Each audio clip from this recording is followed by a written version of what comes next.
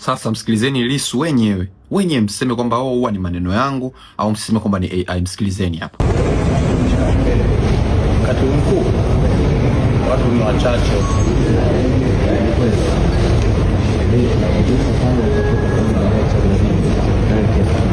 Tunasema watu ni wachache manake mobilization iko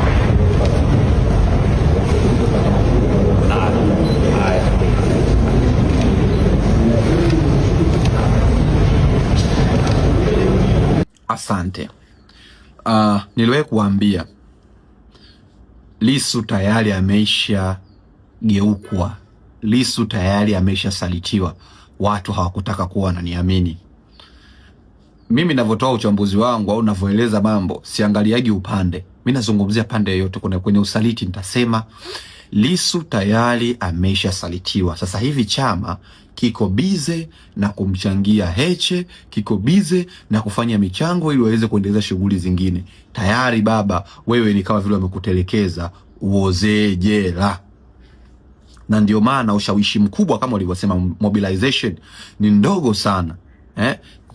Watu wanavyoconvince kwamba watu waje mahakamani, wametokea watu wachache kwa sababu tayari watu wameshahamishwa kwenye agenda nyingine. Sio tena kuja kusikiliza kesi yako. Wewe lako limeshapita. Watu wana focus na mambo mengine, mambo ya tone tone. Watu wana focus na mambo ya uchangishaji wa fedha ili masuala ya chama yaendelee. Kuwa kwako jela, mimi nilisema kuwa kwake jela ni fursa kwa watu wengine. Makamu mwenyekiti, kitendo cha Lissu kuwa jela ni fursa yeye kwake kukiongoza chama na kukitawala. Huo ndio mfumo wa watu wenye uchu wa madaraka.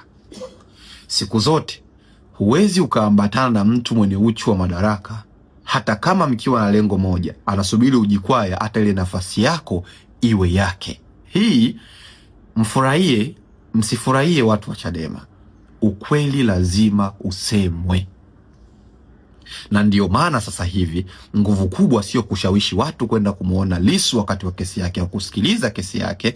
Sio nguvu kubwa imetumika kwamba kumchangishia fedha Lissu labda isaidiwe familia yake. Sio nguvu kubwa ya kumchangishia fedha Lissu iweze kumsaidia kwa sababu yupo ndani, kwa sababu ya mipango ambayo mlikuwa nayo nyie wote. Sasa hivi nguvu kubwa inaweka kwenye kuchangisha tone tone kwa lengo la kuendelesha chama na vitu vingine. Hapo ndipo alipoingia mkenge. Alihisi anaongozana na watu wema sana, kumbe baadhi yao ni nyoka. Kwa hiyo ndio bwana anaomba azidi kukaa jela.